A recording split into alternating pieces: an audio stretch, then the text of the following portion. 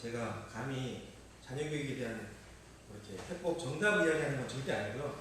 저도 좋은 부모가 되고 싶은 아주 큰 목표와 꿈이고요. 그랬다 보니 이제 치열하게 사실 뭐 우리 아이들도 지금 저 아이가 둘이 있는데요. 쉽지 않아요. 제 마음같이 잘 안 크고 있어서 되게 고생을 하는데 그 와중에 얻은 중요한 몇 가지 팁들을 여러분들과 같이 좀 나누는 시간이라고 봐주시면 좋을 것 같고요. 그래서 절대 이렇게 그런 제가 이런 자격이 있어서 하는 건 아니고 같이 고민하는 것 좀 나눴으면 좋겠습니다. 항상 제가 시작할 때 방식은 똑같습니다. 주제는 자녀에게 부모로서 물려줄 세 가지라는 주제로 총 3시간인데 오늘 한 번에 다 할 건 아니고요. 주제가 3가지라서 한 주에 하나씩 진행해서 오늘은 한 50분에서 1시간 정도 진행할 거고요. 아시다시피 상호학습을 늘 추구합니다. 그래서 항상 이 할아버지를 모시죠. 이 할아버지 혹시 누구시죠?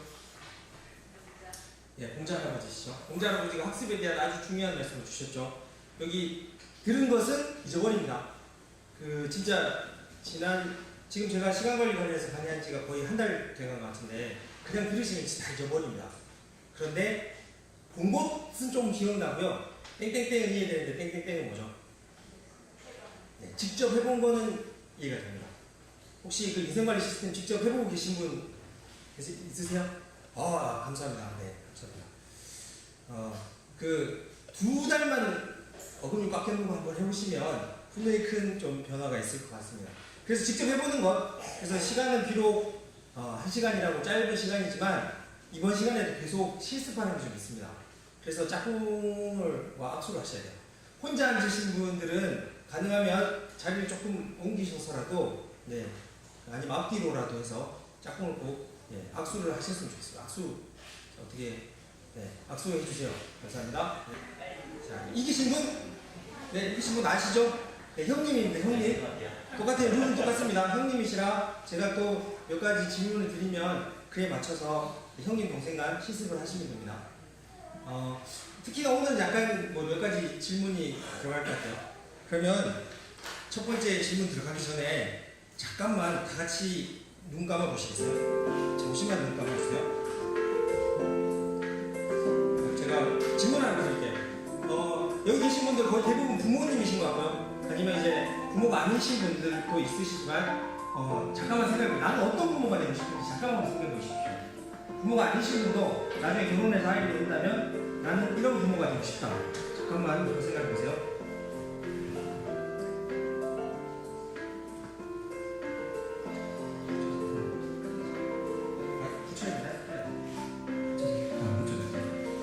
자, 이제 눈 뜨시고요. 네, 좋습니다. 이제 형님 질문해 주세요. 아우분께 어떤 부모가 되고 싶은지 먼저 질문해 보시고 아우는 대답하시고요. 일단 이어서 또 아우분도 또 물으셔야 됩니다. 시간 1분 드릴 테니까 잠깐 서로 이야기 주고받도록 하겠습니다. 네, 좋습니다. 따로 발표는 하지 않겠습니다. 서로 다 부담스러우니까 서로 발표는 하지 않고요. 다들 좋은 부모님이 되고 싶으시죠? 그리고 제가 이 강의는 주로 유치원이나 초등학교에서 가끔 부모님 대상으로 하게 되는데요. 보통 사랑이 많은 부모, 친구 같은 부모, 멘토 같은 부모 이런 부모가 되고 싶다고 많이 말씀하세요. 그런데 현실은 어떤가요? 현실은 사실 쉽지 않습니다. 그래서 여러분들의 마음을 대변해주는 되게 유명한 노래가 있더라고요. 노래 제목은 전 세계인의 어머니 그리고 아버지의 노래가 있어가지고 제가 하나 구해와 봤습니다. 잠깐 한번 볼게요.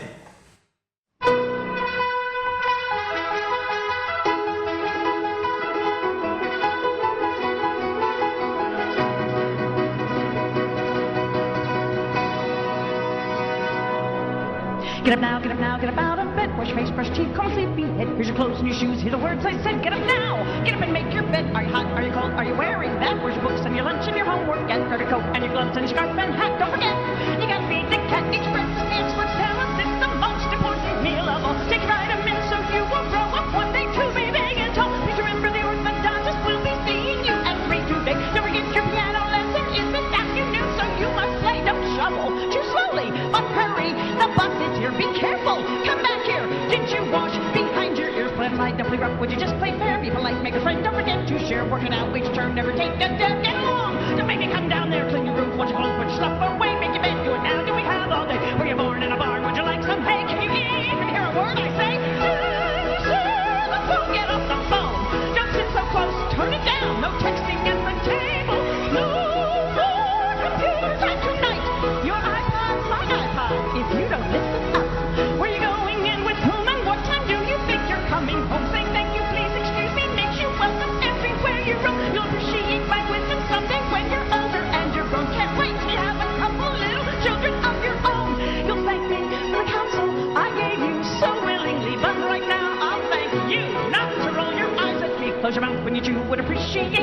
maybe two, but the stuff you hate is your pork, tuna, purple, set you straight, eat the food I put upon your plate. Get an A, get the door, don't be smart with me. Get a grip, get in here, I'll pass it free. Get a job, get a life, get a PhD, get a dose.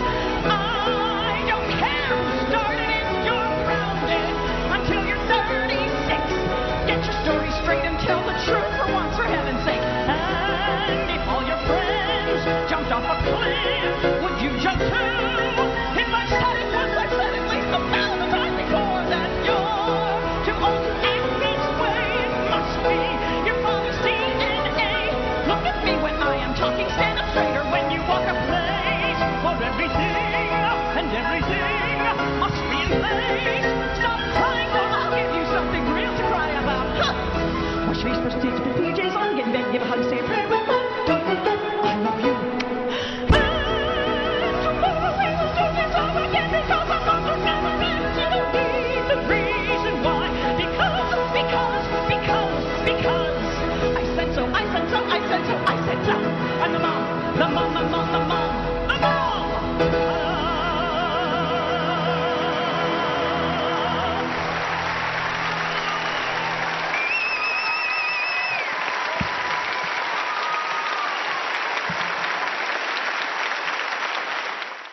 In equal time, I would like for you to listen to this. It is what it is. This is Dad Sense. Here we go.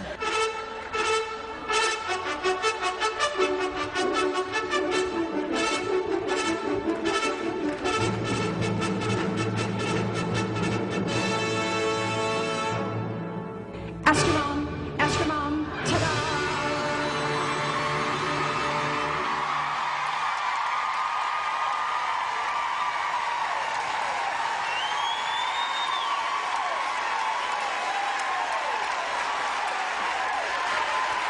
Thank you. I'm glad you feel the same way. 외국임에도 불구하고 참 저게 있는 것 같아요. 동일한 정서가 있는 것 같습니다. 그래서 사실 이 부모가 되기 전에 사실 부모로 훈련받는 게 거의 없어요. 저 같은 경우도 아주 운이 좋게 이제 결혼하기 전에 결혼 예비학교라는 것을 제 멘토가 꼭 가보라고 해서 결혼 예비학교 때 결혼을 준비하고 결혼을 했었어요. 근데 그게 제 인생에 정말 큰 도움이 됐었거든요.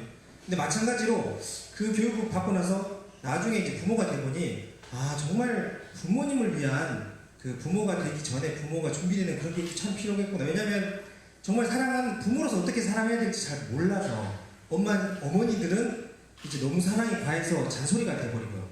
아버지들은 어떻게 사랑해야 될지 잘 모르니까 자꾸 무관심이 되고 엄마한테 물어봐 이렇게 되는 것 같아요. 그래서 오늘 이번에 한 3주간 그 시간은 그렇게 길진 않지만 진짜 부모로서 내가 어떤 역할을 해야 되고 자녀에게 어떤 사랑을 줘야 될지를 좀 고민해보는 시간이 됐으면 좋겠습니다. 그래서 아까 첫 번째 질문은 어떤 부모가 되고 싶으세요? 라는 게 사실 바로 답이 나오는 게 쉽지 않습니다. 그래서 질문을 좀 바꿔서 다시 한번 질문을 해볼게요. 잠깐만 또 눈을 한번 감아 봐주세요. 잠깐 눈 감으시고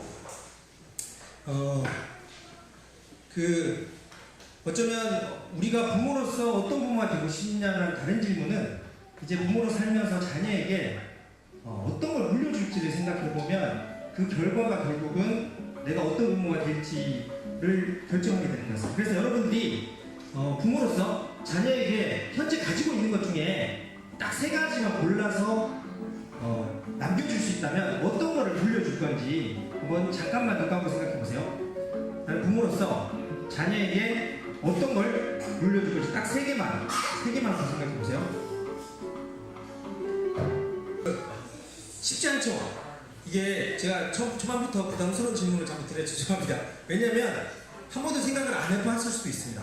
근데 우리는 어차피 끝이 있잖아요. 물론 예수님 오시고 다시 부활하겠지만 우리 어쨌든 주어진 우리 육체의 삶에서 분명히 끝이 있습니다. 그래서 끝을 알고 사는 거랑 안 알고 사는 거는 큰 차이가 있어요. 그래서 이 질문에 대한 답은 여러분들이 꼭 이번 세미나를 같이 하면서 한번 찾아봤으면 좋겠는데요. 보통 이제 제가 학교에서 하거나 교회가 아닌 분들에게 질문을 하면 제일 많이 나오는 게 뭘까요? 돈입니다. 돈. 집이 있으면 집을 남겨주고 싶고요. 현금이 많으면 현금을 나눠주고 싶어요. 그리고 이 질문에서는 약간 트릭이 있어요. 왜냐하면 현재 가지고 있는 것에서 물려줄 것을 생각해보라고 그러면 보통 물질적인 것을 많이 이야기합니다. 그런데 물질적인 것을 물려주잖아요. 그러면 물질적인 걸 쓰면 금방 없어져 버려요. 특히 돈 같은 거는 있잖아요. 요즘 강남 부자들에게 되게 유행하는 그 농담 같은 게 있어요. 부자들이니까 돈을 이제 자녀에게 물려주잖아요. 돈을 적게 물려주잖아요. 그러면 시달려 주는데. 그리고 돈을 많이 물려주잖아요. 다 물려주잖아요. 그러면 어떻게 될까요? 굶어 죽고요. 돈을 아예 안 줘요. 그럼 어떻게 될까요? 맞아 죽는다. 이건 되게 씁쓸한 농담이었어요. 이게 무슨 얘기냐면 결국 물질적인 거 돈을 물려줘봐야 오히려 자식을 망치거나 아니면 물질적인 거 결국 쓰고 없어집니다. 정말 중요한 거는 쓰고 없어지는 것이 아니고요. 물질적인 것이 아니라 써도 없어지지 않는 계속 쓸 수 있는 그 물질적이지 않은 영적인 것, 정신적인 유산이 정말 중요합니다. 제가 대학교 졸업할 때쯤에 제 멘토가 저한테 되게 중요한 숙제 겸 질문을 던졌어요. 재현이 네 인생에서 가장 큰 성공은 뭐냐 이렇게 저한테 물으셨어요. 근데 그때 저는 보통 남자들은 성공하면 일단 좋은 직장을 취직하거나 내가 하고 싶은 사업을 잘해서 세상적으로 되게 성공하는 그거를 많이 그리고 있었어요. 그래서 그런 걸 이제 대답을 했는데 형은 저에게 이런 얘기를 해줬어요. 물론 그것도 의미고 중요하지만 나는 재현이지가 인생에서 가장 중요하게 생각하는 성공은 아내로부터 존경받는 남편 그리고 자식으로부터 존경받는 아버지가 되는 게 인생에서 아주 중요한 성공의 목표가 됐으면 좋겠다 이런 이야기를 줬어요. 근데 이게 저한테는 되게 충격이었어요. 왜냐하면 그때 총각이었고요. 결혼도 안 했고 남편이 자식이 생각도 해본 적은 없는데 이게 내가 생각하는 성공이랑 정말 인생을 살아본 내 선배 형들이 이야기해주는 성공의 개념이 다르구나. 그래서 그때부터 제 이 머리 한켠에는 그럼 어떻게 하면 존경받는 부모, 존경받는 남편이 될 수 있을까가 항상 제 마음에 숙제가 있었어요. 그 형이 저한테 던져준 숙제였으니까요. 그런데 어떤 목사님의 메시지를 듣다가 그 정답 같은 걸 찾았어요. 그때 어떤 목사님이 자녀에게 물려줄 세 가지라는 주제로 말씀을 주셨는데 저한테는 나침반 같이 딱 정해졌어요. 부모로서 저런 세 가지를 잘 남겨주면 정말 존경받는 이 아버지가 되겠구나. 그 세 가지는 바로 이것입니다. 좋은 추억, 좋은 습관, 좋은 가치관 이 세 가지입니다. 이 모든 세 가지는 정신적 유산입니다. 쓰면 쓸수록 계속 더 힘을 발휘하는 정신적 유산인데요. 우선 요 하나씩 진행을 하도록 하겠습니다. 오늘은 첫 번째 좋은 추억을 하겠습니다. 좋은 추억은 부모가 자녀에게 남겨줄 수 있는 가장 아름다운 정신적 유산 중에 하나입니다. 좋은 추억을 가진 아이들은요, 부모로부터 받은 사랑에 대한 확실한 증거가 있어요. 그래서 사랑받은 증거가 있는 사람은 좌절하거나 힘들 때 오뚜기처럼 다시 일어나는 아주 큰 힘이 있습니다. 그래서 우리들은 다 부모로부터 좋은 추억을 받은 게 있어요. 자, 다 같이 한번 또 눈을 좀 감아볼게요. 여러분들 잠깐 눈 감으면서 여러분들 부모님과의 지냈던 추억 중에서 가장 즐거웠던 추억, 좋았던 추억 한 번만 잠깐 떠올려 볼게요. 나는 부모님과의 좋은 추억이라고 생각하면 이게 떠오른다는 게 한 가지 생각이 날 겁니다. 거창한 거 아니어도 좋습니다. 아주 사소한 거일 수도 있어요. 부모님과 난 이런 사소하지만 너무나 좋은 추억이 있지. 잠깐만 한번 생각해 보세요. 네, 다 이야기 나누셨죠? 네. 우선 제가 관찰 결과 엄청 표정들이 좋아지셨어요. 마음 한켠에 뭔가 좀 따뜻하고 뭉클한 것이 올라오지 않나요? 분명히 있습니다. 생각이 안 나시는 분이 있을 수도 있어요. 간혹 그럴 수도 있지만 기억이 안 날 뿐이지 분명히 좋은 추억이 있습니다. 저 같은 경우는 저도 이 강의를 준비하면서 제가 부모님과 떠오르는 가장 좋았던 추억하면 두 가지 이미지가 떠오르는데요. 첫 번째는 가재입니다. 가재. 제가 초등학교 때 아버지하고 어렸을 때는 일단은 엄청 놀러를 많이 다녔어요. 우리 아버지가 사업을 잘하시다가 이제 초등학교 때 초등학교 6학년, 중학교 1학년 때 부도가 나기 전까지는 엄청 놀러를 많이 갔어요. 그 중에 물놀이를 많이 갔었죠. 어릴 때는 항상 제가 삼남매였는데 우리 삼남매 얼굴이 다 새까맣게 타고요. 허물은 한 2번 정도 벗겨지고 막 그럴 정도로 엄청 놀러 다녔어요. 특히 근데 저는 민물에서 가지 잡았던 게 너무 기억이 나요. 그래서 그게 너무 재밌었나 봐요, 어렸을 때. 그리고 또 하나는 혹시 여기가 어딘지 아세요? 네, 요즘은 워터파크라고 하지만 북옥 하와이네, 북옥 하와이. 저희 어릴 때는 뭐 하와이, 거의 하와이 가는 수준이에요. 북옥 하와이 한번 가면 뭐 우리나라에서 제일 좋은 이제 물놀이 시작한 거지. 저기도 이제 그때는 어머니 아버지 계모임 중에서 아버지 빼고 어머니들하고 그 아이들 한 10몇 명이 같이 북옥 하와이 가서 2박 3일인지 1박 2일인지 놀았는데 그게 너무 또 재밌었어요. 그래서 항상 저는 물놀이 하면 생각나는 건 북옥 하와이. 그리고 여름에 이렇게 바다나 민물만 봐도 가재가 생각이 나요. 그런데 이런 어렸을 때 사실 이게 거창하고 대단한 추억은 아닙니다. 그런데 이 추억이 저한테는 엄청 큰 힘이 됐어요. 저희 아버지가 이제 사업이 부도가 나니 어머니하고 아버지가 그때는 이제 전 고향이 포항이에요. 그래서 쭉 포항에서 살았었는데 부도가 나서 어머니 아버지가 빚쟁이들을 피해서 서울로 도망가서 한 2년인가 정도를 떨어져 있었어요. 그래서 그때 혈기왕성했죠. 저 어렸을 때 운동도 하고 뭐 싸움도 못 잘해가지고 억길로 가려면 충분히 억길로 갈 수 있는 환경은 다 갖춰져 있었어요. 그러니까 부모님 안 계시죠. 이모 집에 살았거든요. 근데 이모도 이모부가 안 계셨어요. 그냥 홀 어머니신 이모 그때 살아서 환경 자체는 엄청 삐뚤어질 수 있는 다 갖춰진 상황이었었는데 근데 왠지 어머니 아버지를 배신할 수 없는 그러니까 물론 뭐 그때 뭐 왈가닥 이렇게 거칠게 놀긴 했지만 절대 어느 선까지는 안 넘어가는 제 마음의 중심이 있었어요. 그걸 지금 생각해보면 부모님으로 받았던 큰 사랑이 절대 어느 선 이상은 이 나쁜 짓을 못하고 좌절하지 않는 제 큰 힘이 되었어요. 그런데 이건 제 개인적인 경험뿐만 아니라 실제로 이와 관련된 아주 큰 연구와 실험이 있었어요. 뒤에 보이시는 이 섬은 하와이에 있는 카와이 섬이라고 하는데요. 이 섬은 이미지가 좀 작아서 잘 안 보이시겠지만 엄청 아름다운 그 협곡과 자연 환경으로서는 이만큼 더 멋있는 이 절벽과 폭포가 나오기 어려워요. 여러분들 이 섬 거의 다 보셨어요. 언제 보셨냐면 바로 이 섬에서 그 공룡 나오는 영화 뭐죠? 주라기공원을 다 여기서 찍었어요. 그만큼 환경이 좋습니다. 그런데 이 섬은 환경은 너무 좋은데 사람들은 상당히 문제가 많았어요. 특히 1950년하고 1970년대 사이에는 인구의 80% 이상이 알코올 중독자, 마약 중독자, 거의 범죄자들이 거의 인구의 80% 이상이 그때 살고 있었어요. 그래서 저 종단 연구는 뭐냐면 한 실험 대상군을 30년 동안 관찰해서 쭉 긴 시간 동안 이런 나쁜 환경들이 사람에게 어떤 영향을 주는지 연구하는 실험입니다. 그래서 그 실험을 했었는데요. 1955년도에 태어난 사람 833명을 집중 연구를 했었어요. 그런데 처음에 연구를 했을 때는 이 환경 속에서 사람이 어떻게 망가지는지를 연구를 해보려고 했더니 거의 대부분 사람들이 망가져 있어서 사실은 그 연구의 의미가 없어졌어요. 그런데 아주 에미 워너 박사가 이 사회심리학자가 연구를 하다 보니까 아주 독특한 걸 찾게 됐는데요. 이 833명 중에 특히나 환경이 더 열악한 201명을 연구를 집중적으로 했는데 그 중에 희한하게 72명이 너무 잘 자란 거예요. 말도 안 되게. 이런 환경이면 사실 호르몬이나 아니면 부모부터 학대를 받았거나 뭐 어머니가 아버지가 알코올 중독자 이러면 엄청 환경 자체에서는 잘 클 수가 없는 환경인데 이 가장 열악했던 201명 중에 그 중에 3분의 1에 해당하는 72명이 너무 잘 자란 거예요.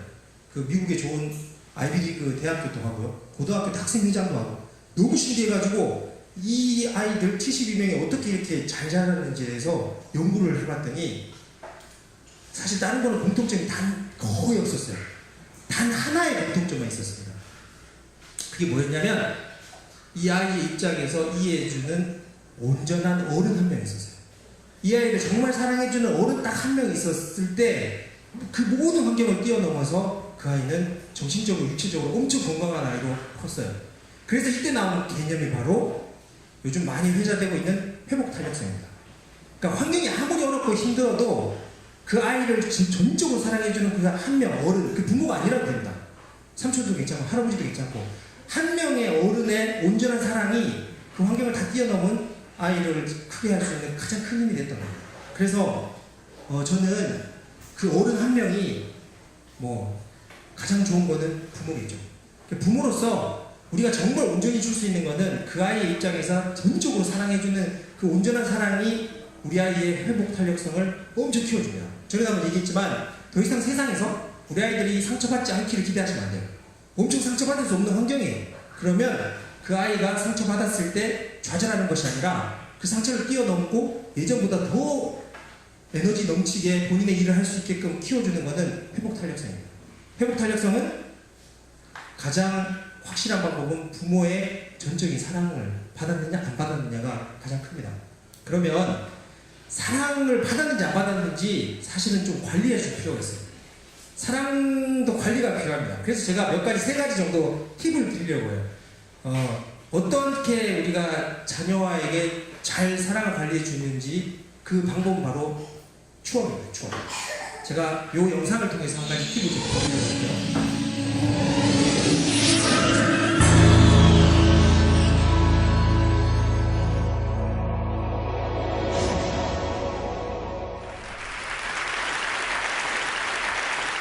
Photography has been my passion ever since I was old enough to pick up a camera. But today, I want to share with you the 15 most treasured photos of mine. And I didn't take any of them. There were no art directors, no stylists, no chance for reshoots, not even any regard for lighting.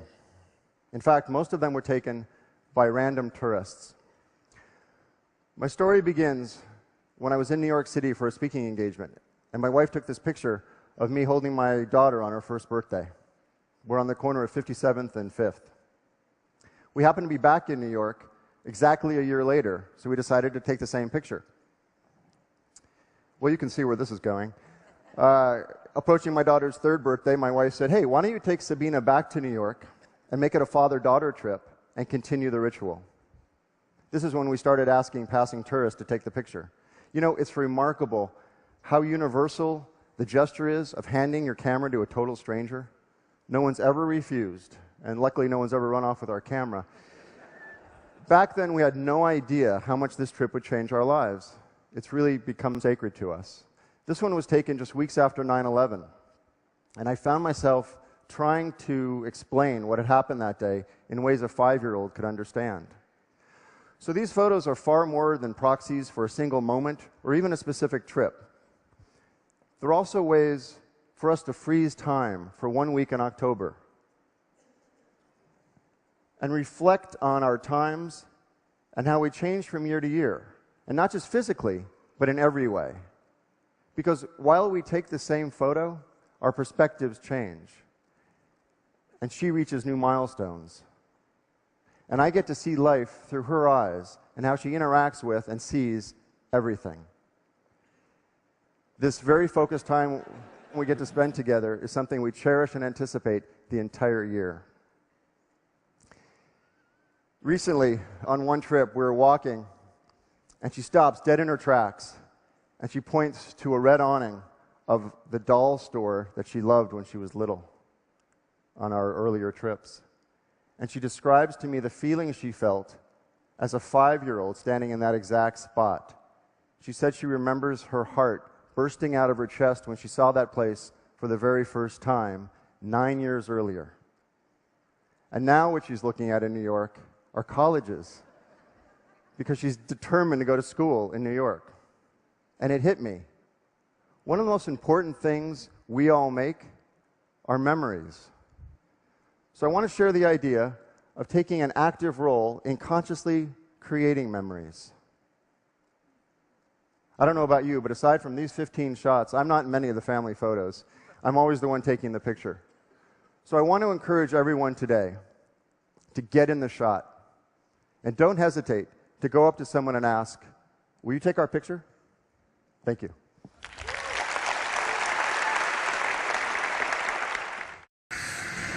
되게 아주 간단하지만 너무 좋은 방법이에요. 우리는 또 이런 거 보면 또 바로 따라 해야 되잖아요. 그래서 저는 저 영상을 본 이후에 저희도 동일한 방법을 취했어요. 저분한테 참 배운 게 시간을 멈추는 방법, 그리고 의식적으로 추억을 잘 만드는 방법을 배웠는데요. 좋은 추억이 바로 아이들에게는 부모로부터 사랑받았다는 아주 큰 추억이 됩니다. 그래서 저도 저희 포항의 집이 벚꽃이 참 동네가 예쁘게 잘 피어요. 뭐 뉴욕 가서 저런 사진 찍으면 참 좋겠지만 뉴욕까지 가기는 좀 어렵고 그래서 집 근처에서 항상 찍을 수 있는 계절 하나 정했습니다. 그래서 벚꽃이 피는 4월 달에 같은 장소입니다. 같은 장소에서 이게 지금 올해 사진은 제가 못 넣었었는데요. 4년 전부터 매년 찍고 있어요. 첫째, 첫 번째는 둘째가 와이프한테 안겨 있었고요. 그 다음에는 자랐고요. 이때까지 아무것도 찍을 수 있는데 더 이상 안 올 수가 없어요. 이제는 자랐고요. 이제 보니까 이 아이들의 키가 우리에게 어느 정도 오는지 점점 좀 보이기 시작하고 너무 좋아하더라고요. 그래서 이제 저희 첫째는 이제 4월 달쯤 되면 이제 벚꽃이 피기 시작하면 이제 알아요. 아빠 이제 저 꽃 피면 우리 가족 사진 찍겠네 이런 얘기를 해요. 그러면 이제 제가 기대하는 바는 아이가 커서 어떤 상황이 됐든지 벚꽃만 보면 우리 부모님이 날 그렇게 사랑해줬구나라는 그 벚꽃 하나가 그 아이한테는 아주 중요한 사랑의 추억이 되고 부모로 같은 사랑의 큰 증거가 되는 것 같아요. 그래서 여러분 제가 추천드리고 싶은 거는 여러분들 뭐 생일도 좋고요. 저처럼 뭐 벚꽃도 괜찮고요. 물론 이렇게 생각하니까 저도 막 처음에는 오버해가지고 여름에 한 컷, 봄에 한 컷, 여름에 한 컷, 겨울에 한 컷 막 그러려고 했는데 그거는 쉽지 않더라고요. 너무 욕심내지 말고 1년에 한 번 정도는 온 가족이 함께 모여서 같은 장소에서 계속 추억을 만드는 사진을 찍으시면 정말 그 사진 하나가 우리 아이에게는 너무나 큰 정신적 유산이 될 수 있습니다. 그래서 꼭 한번 추천드리고 싶고요. 그래서 첫 번째 팁은 사진을 잘 활용하시면 좋습니다. 그래서 지난번 제가 인생관리 시스템에서 말씀드렸던 것처럼 1년에 한 번 정도는 가족들이 찍었던 사진을 다 모아서 사진 책자, 그 가족들의 사진 책자 2016년 우리 가족 이야기 뭐 이런 제목으로 사진 책자 앨범을 참 만들면 좋아요. 옛날에는 저희도 어렸을 때 다 필름으로 사진 찍어서 사진 찍고 나면 전부 현상을 했거든요. 그게 다 남았었는데 이제 디지털 카메라가 된 후에 오히려 사진이 잘 없어요. 그래서 관리하지 않으면 사실 잘 안 찾아봐집니다. 그런데 저도 1년에 한 번씩 이제 책 한 권 만든다고 사진 넘기다 보면 너무 좋아요. 저도 되게 기쁘고 애들 보는 아이들도 너무 좋아합니다. 그래서 사진을 그 휴대폰이나 이런 데 저장하지 마시고 꼭 책자로 만들고 또 이렇게 한 곳에서 동일한 사진을 계속 찍으시면서 가족들만의 추억 만들면 좋고요. 또 두 번째 제가 팁을 하나 드릴 텐데요. 이 얘기는 뭐 실제로 있었던 이야기를 듣고 나서 되게 많은 영감을 받았는데요. 사실 학교에서 가장 큰 문제 중에 하나가 왕따죠.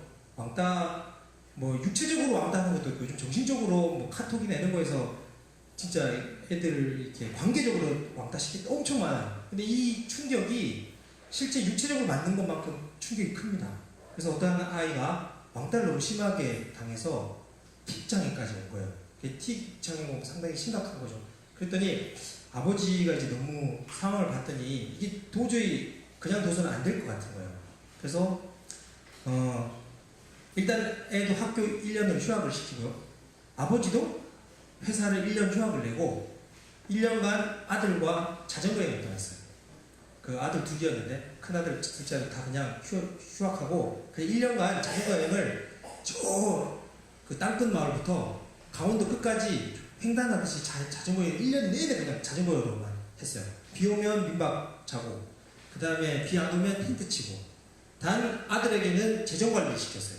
뭔가 여행을 하면서 자기 주도적으로 할 수 있게. 그런데 여행을 하면 할수록 2달, 3달 지나니까 아이가 점점 회복되기 시작하는데 아이한테 있어서는 아버지가 최고인 거죠. 자기가 가장 힘들 때 그냥 모든 거 다 잊고 1년간 정말 그냥 자전거로 여행밖에 안 해요. 근데 이 아이가 2달, 3달 지나가니까 점점 회복이 되기 시작하는데 1년이 거의 지났을 때는 틱장애 오고 완전히 사라져요. 그리고 그런 여행을 다니면서 본인이 재정관리, 돈을 관리하면서 자기 주도성도 좀 생기고 그러다 보니 1년 뒤에 복학을 했는데 얘가 그 전과 완전 다른 거예요. 그리고 또 1년 뒤에 학교에 입학하잖아요. 그럼 1년 이제 꿇은 학생이 되기 때문에 이게 함부로 남들이 하지 못해요. 그래서 학교 폭력으로부터 되게 강해지고 그래서 완전히 그 1년 만에 애가 회복이 된 거예요. 근데 이 1년 동안 아버지와 함께하는 그 여행의 추억이 그 아이의 모든 깊은 내면의 상처가 다 치유를 하게 된 겁니다. 사실 우리가 생각하기에는 1년 휴학한다? 1년 휴직한다? 되게 큰 걸 수 있잖아요. 그런데 한편 다시 한번 생각해 보세요. 대학교 재수도 1년을 하고요. 취업, 승진을 1년 빨리 하느냐 늦게 하느냐 이런 거 생각해 봤을 때 사실 1년의 시간 그렇게 길지 않을 수 있습니다. 오히려 이 중요한 시기에 이 아이를 위해 썼던 이 1년이 이 가족에게는 너무나 중요했죠. 그래서 제가 추천드리고 싶은 거는요. 여행입니다. 여행.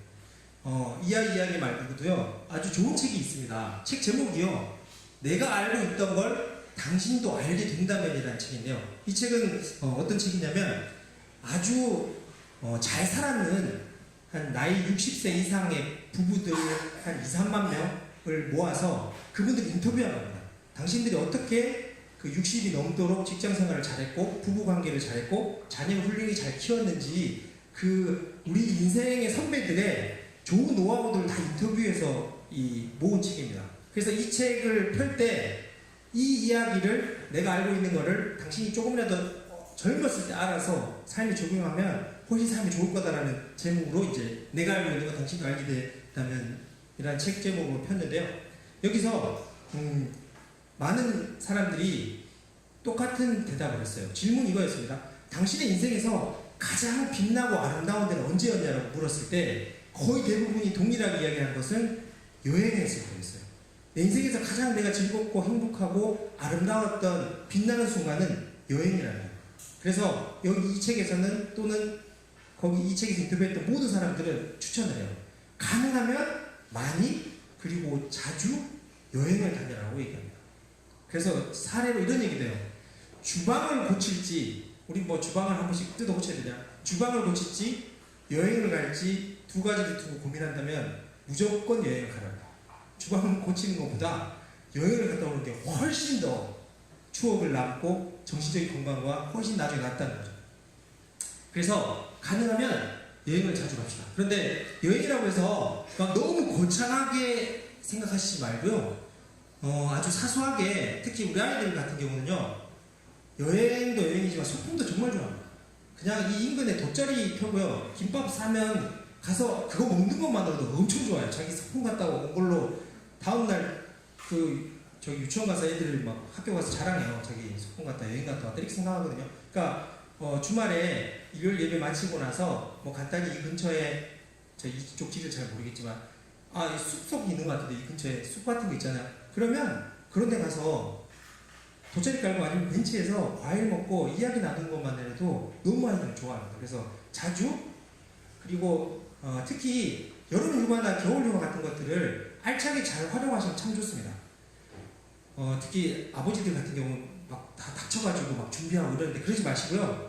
연초부터 미리미리 계속 여름 휴가 계획, 겨울 휴가 계획을 미리미리 세워두시면 참 좋습니다. 그래서 인생관리 시스템에서도 제가 추천드리는 것 중에 하나가 가족 여행을 미리미리 좀 계획하면 참 좋습니다.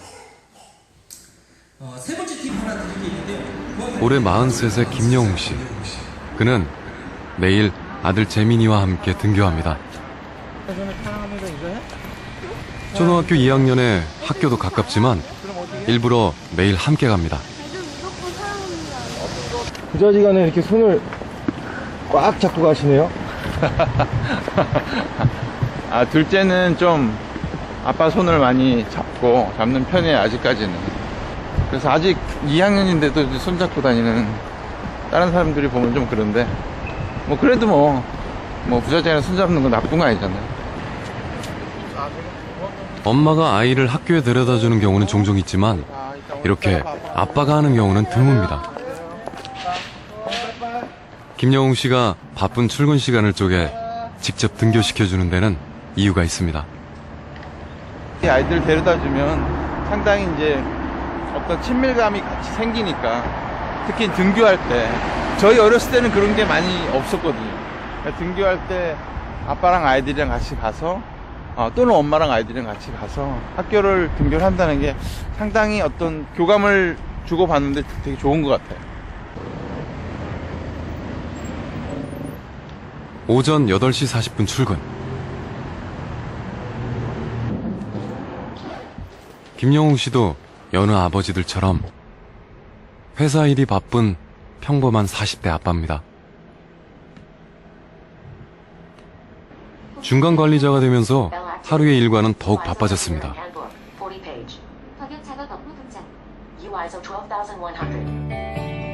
해외 출장도 잦은 편입니다. 많을 때는 1년에 100일 정도씩 아이들과 떨어져 지내기도 합니다. 그래서 아빠의 역할을 더 잘하려고 노력하고 있습니다. 저도 많이 변명을 했었고 예전에는 나 너무 힘들다. 출장 갔다 와서 바빠. 힘들어. 못 갈 것 같아. 뭐 이런 거. 근데 지금은 시간이 나면 어떻게든지 아이들에게 더 많이. 자기만 네 거. 잠자리에 들기 전 네 거로 해. 김영웅 씨가 아이들과 함께하는 것이 있습니다. 뽀들이 말고. 이불 속에서 하는 텐트 놀이입니다. 됐어. 응. 좋아. 야, 텐트 이게 뭐가 좋다고 그렇게. 별로 대단한 것도 아닌데 아이들은 부쩍 좋아합니다. 야, 아빠가 맨날 텐트를 만들었었는데 재경이가 이제 텐트를 만들 정도로 다리가 돼. 재민이는 좀 기다려야 돼. 아직은 안 돼. 아직. 이불 속에서 그저 두 아들과 잠시 노는 겁니다. 이거 봐. 이거 어때? 한복이 아니야. 한복이 아니야. 한복. 좋아. 아니거든. 대단할 것 없는 작은 놀이지만 김영웅 씨는 나름대로 아이들과 친해지려고 노력하고 있는 겁니다. 됐어. 매일매일 놀고 그러니까 재밌고 신나고 매일매일 잘 때 전에 하니까. 또 이런 거 보면 또 우리 바로 따라해야 되잖아요. 그래서 저도 사실 이 텐트 치는 거는 이제 남자애들이 좋아하는 것 같아요. 딸이 2명 있어가지고 제가 했던 거는 아빠 놀이터 3종 세트라고 그 애들 어릴 때는 이제 하면 좋더라고요. 이제는 커가지고 이제 하면 허리 부러질 것 같아가지고 못할 때 3종 세트는 뭐냐면 목만 태워주는 거고요. 손으로 이렇게 그네하는 거고요. 그 다음에 누워서 배에 이렇게 비행기 태우는 거 있잖아요. 그 아빠 놀이터 3종 세트 이렇게 해서 사실 비가 오거나 뭐 애들이 좀 침울이할 때 아빠 놀이터 3종 세트 해줄게 이렇게 하면 애들이 금세 기분이 좋아지고 엄청 좋아하더라고요. 물론 부작용은 있어요. 시도 때도 없이 막 뒤에 올라타가지고 목을 막 쪼르고 이런 게 있긴 하지만 여기서 제가 여러분들의 이야기 나누고 싶은 건요. 그 추억이라는 거를 또 막 너무 거창하게 생각해가지고 막 크루즈 여행 가야 되고 뭐 어디 배 타고 어디 여행 가야 되고 이런 걸 추억이라고 생각하시면 안 됩니다. 아주 사소하고 작은 일상 속에서 추억을 만드는 게 아주 중요하다는 팁을 드리고 싶어서 그래요. 그래서 아주 의미 있는 연구가 하나 있었는데요. 그 서울대 행복연구센터에서 사람이 언제 행복을 느끼는지를 조사를 해봤어요. 그랬더니 두 축이 크게 있습니다. 한 가지 축은 의미 있습니다. 의미가 있어야 돼요. 의미가 있을수록 더 행복하고요. 그 다음에 흥미가 있을수록 더 행복합니다. 그래서 이 두 가지 측면을 봤을 때, 이 일사분면에 의미도 크고 흥미도 높은 거일수록 행복감을 더 크게 느낍니다. 그래서 보면 운동, 산책 이게 의미도 있고 흥미도 있고요. 저 위에 아주 제일 높은 거는 여행입니다. 여행. 그리고 여기 먹기, 수다 떨기 뭐 이런 게 있습니다. 이런 것들이 다 행복감을 주는 거죠. 근데 이게 보시면 다 큰 거 아니에요. 사실 가장 빨리 돈 안 들이고 제일 행복해지는 방법은 맛있고 좋은 거 먹는 겁니다. 사실 기분이 울적하거나 안 좋잖아요. 그럼 얼른 좋아하는 거 맛있는 거 딱 먹는 순간 행복감이 좋아지고, 그리고 수다. 우리가 이렇게 이야기를 많이 할 때 엄청 사람들이 행복해집니다. 근데 이 여행은요, 사실 먹기, 수다, 운동, 산책을 다 합쳐놓은 종합 선물 세트 같은 거라서 사실 여행이 제일 좋고요. 제가 일상생활에서 추천하고 싶은 거는 산책하고 운동입니다. 일상에서 가장 좋은 추억 중에 그냥 저녁 먹고요. 특히 주말에 저녁 식사하고 동네 같이 한 바퀴 도는 산책만 하더라도 행복감과 좋은 추억이 정말 됩니다. 나중에 좀 알고 보니까요, 산책은 계속 새로운 곳을 막 가는 것보다는요, 아이들은 같은 장소를 계속 동일하게 산책하는 게 참 좋답니다. 그러면서 환경이 바뀌는 것도 이야기하고요, 계절이 바뀌는 것도 서로 이야기하면서 느껴보는 그게 정말 좋대요. 그래서 식사하신 후에 한 15분, 20분 정도 주말에 애들하고 손잡고 같이 산책해보는 거 정말 저는 추천드립니다. 그리고 같이 운동하는 것도 참 좋은 것 같아요. 저는 최근에 우리 아이들하고 같이 운동하는 게 있는데 이제 아이들이 조금씩 커가니까 옛날에는 이제 놀이터에 가서 그네 타고 시소 타는 게 다였는데 이제는 인라인 스케이트를 배우기 시작을 했어 아이들이. 그래서 첫째가 인라인 스케이트 배우고 둘째가 이제 퀵보드를 타기 시작해서 근데 그 놀이터나 이런 타는 데 가보면 거의 대부분 부모님들 뭐 하고 계신 줄 아세요? 다 스마트폰 보고 있어요. 진짜 스마트폰 보고 있어요. 애들은 놀아라 그러고 스마트폰 보고 있는데 저도 처음에는 그랬어요. 애들 그냥 처음에 안전하게 지키는 거 보고 그러다 보니 이제 심심하니까 스마트폰을 봤는데 그러고 났더니 이게 아니더라고요. 왜냐면 나중에 그 어떤 목사님의 또 메시지 듣다 보니 그 목사님의 되게 후회되는 것 중에 하나가 그렇게 딸아이가 어렸을 때 그네 밀어달라고 그 놀이터에서 우리 아버지들이 부모님이 생각할 때는 놀이터가 뭐가 재밌겠어요. 솔직히 한 10분 15분 놀고 나면 그네 탔던 그 그네 뭐 별로 재미없을 것 같고 미끄럼틀도 뭐 한두 번 타면 뭐 재미없을 것 같지만 아이들은 아닌가 봐요. 아이들은 똑같은 거를 한 2시간씩 해도 전혀 질리지가 않나 봐요. 그런데 그 목사님이 아이가 어렸을 때 그네 밀어달라고 했을 때 그 놀이터에서 10분만 더 놀자고 했을 때 같이 놀아주지 못한 것 엄청 후회된다고. 생각보다 아이가 너무 빨리 커버려서 이제는 그런 걸 지켜 봐주고 해줄 시간이 없다고. 그런 메시지를 제가 듣고 나니까 이렇게 함께 보내는 한 20-30분 그냥 지켜봐주는 것만으로도 애들은 되게 큰 힘이 되거든요. 그래서 이제 스마트폰을 보지 않고 그냥 지켜봐주다가 저도 심심해서 스케이트보드를 하나 사가지고요. 저희 애들하고 같이 저는 이제 스케이트보드를 타고 애들은 인라인을 타는데 그게 애들 너무 좋아요. 그리고 저도 재밌더라고요. 시간이 지날수록 저도 막 기술을 익히는 게 재밌어가지고 이제 저는 주말에 내려가면 날씨만 좋으면 무조건 한 3시간, 2-3시간은 아이들하고 같이 같은 운동을 뭐 이렇게 하는데요. 제가 추천드리고 싶은 건 바로 사소한 것입니다. 사소한 것에서 추억을 쌓아가면 우리 아이들의 이 마음속 깊은 곳에는 부모로 받은 사랑이 이 축적이 되는 겁니다. 그래서 제가 부모가 자녀에게 물려줄 3가지 중에 첫 번째는 좋은 추억입니다. 이 좋은 추억을 가지고 있을 때 우리 아이는 사랑을 받았다는 확실한 증거가 되는 거고요. 그 사랑의 증거로 인해서 회복 탄력성으로 인해 어려움이 왔을 때 쉽게 거뜬히 이겨낼 수 있는 강한 정말 정신적으로 건강한 아이로 클 수가 있습니다. 이런 거 보면 정말 하나님의 깊은 사랑을 깨닫는 것만으로 해도 우리는 사실 회복 탄력성이 있어요. 그러나 우리 자녀들에게는 하나님의 사랑도 필요하지만 우리 부모로서 전적인 사랑도 주셔야 됩니다. 그래서 복습을 해보면 좋은 추억을 하기 위한 제가 3가지 팁이 있었어요. 뭐였죠? 첫 번째가 사진, 두 번째가 여행을 자주 가는 거, 세 번째가 사소한. 근데 진짜 중요한 건요, 지속하는 겁니다. 지속하는 거. 이게 이벤트로 끝나면 사실 큰 의미 없어요. 그런데 제 인생관리 시스템에서 한번 말씀드렸지만 저항이 클 때는 시간을 한 15분에서 30분만 딱 재고 해보세요. 특히 사진 찍는 거 있잖아요. 한 2번만 해보시면 그 다음부터 아이들이 성화합니다. 너무 좋아해서 보고 피는데 왜 사진 안 찍어? 막 그러기 시작해요. 그래서 그런 테마 하나 정하셔서 사진을 매년 한번 찍어 보시고요. 여름 휴가, 겨울 휴가 또는 주말 잠깐, 그리고 여행도 너무 거창하게 생각하지 마세요. 아까 얘기처럼 그냥 어디 가서 돗자리 깔고 김밥만 먹고 와도 애들이 여행으로 느낍니다. 그런 것들.